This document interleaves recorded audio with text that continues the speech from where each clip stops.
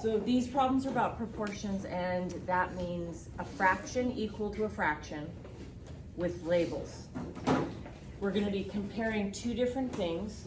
So in this first one, we have a blueprint of a house, and 33 millimeters on the blueprint is the same as 10 meters in the actual house. And then it continues on, it says the living room is 9 meters. So then how big would it be on the blueprint?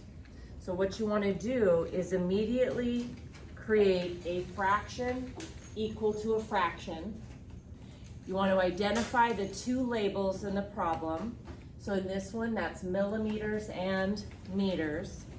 I would recommend writing those two labels off to the side of the fraction.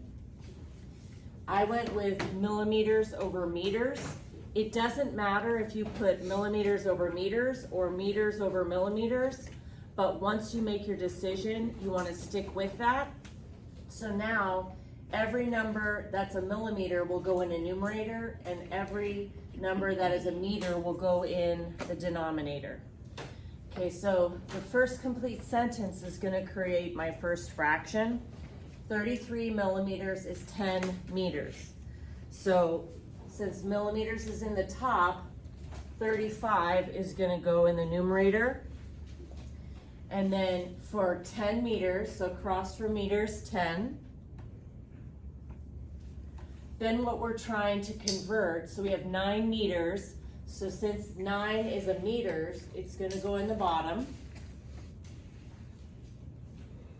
And then we're trying to find the millimeters, so that goes in the top.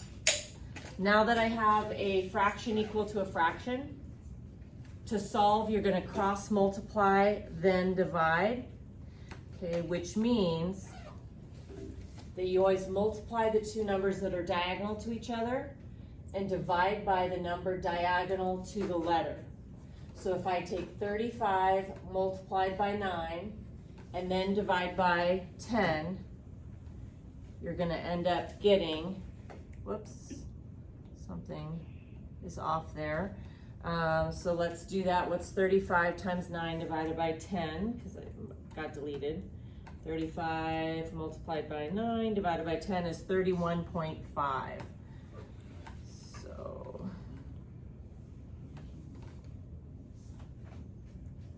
31.5. Okay. All right, so we'll just do two more really quick to make sure you have it down.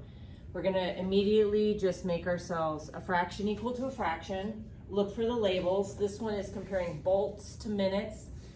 And so I need to put those labels off to the side. I went with bolts in the top and minutes in the bottom. And now that first sentence says 255 bolts for 24 minutes. So that's gonna be 255 bolts in 24 minutes. That first complete sentence is creating the first fraction, and then at the same rate, so at the same fraction with labels, how many bolts will be produced in 40 minutes? So 40 is minutes, and I have minutes in the denominator, so 40 is going to go here.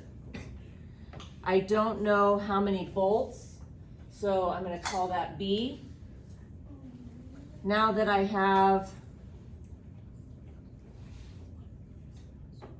a fraction equal to a fraction, I've got my proportion filled out.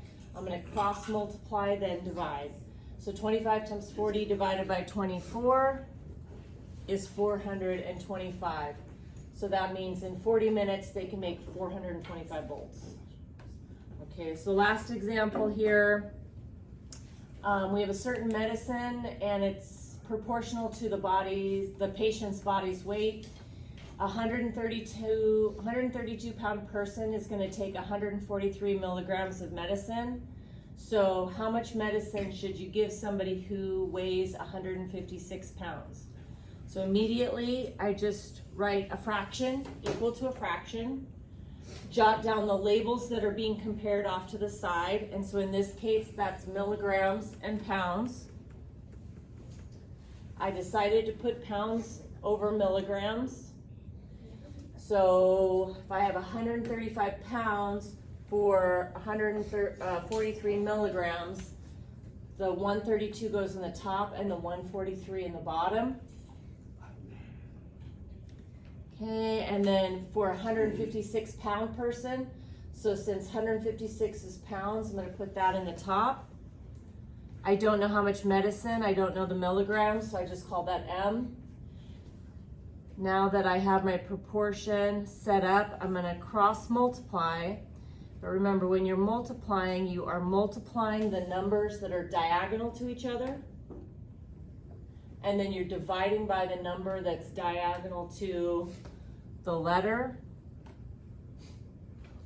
So if I take 143 multiplied by 156 divided by 32, I'm going to end up with 169. So in other words, if a person weighs 156 pounds, then I should give them 169 milligrams of medicine.